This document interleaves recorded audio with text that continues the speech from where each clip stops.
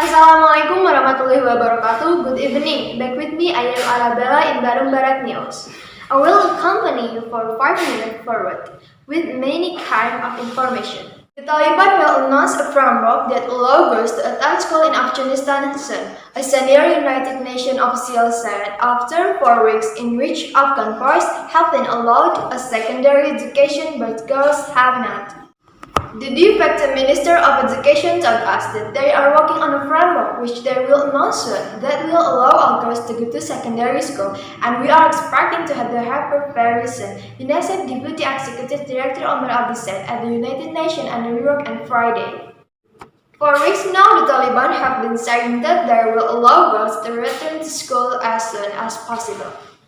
The Islamist group notorious for its brutal and oppressive rule from 1996 to 2001 has faced international fury after effectively excluding women and girls from schools and work across the country, while incrementally stripping away Afghans' freedoms. Taliban permitted girls to attend primary school from the start, but have maintained that neither the girls nor their female teachers could return to secondary school yet. Taliban officials have said that can happen only once the girls' security and strict gender segregation can be answered under the group's restrictive interpretation of Sharia law, adding that more time is needed to put this framework in place. Abdi noted that as he spoke, millions of girls of secondary school age are missing out on education for 27 consecutive days. He said the UN has urged the Taliban authorities now governing Afghanistan not to wait on educating girls. Abdi said he had visited Afghanistan before and met with the Taliban authorities.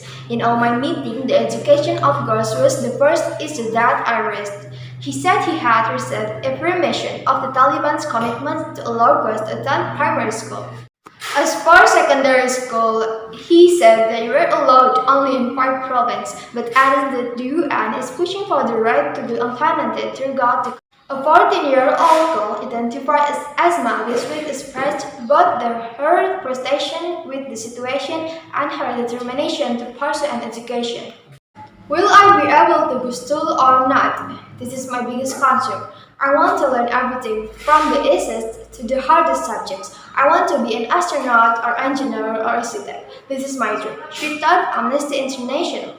Education is not a crime, she added. If the Taliban announced that getting an education is a crime, then when we'll commit this crime, we will not give up. And that was the news for this evening. Follow the next update in Bandung Barat News 1 hour ahead. I am Arabella. Good evening and see you.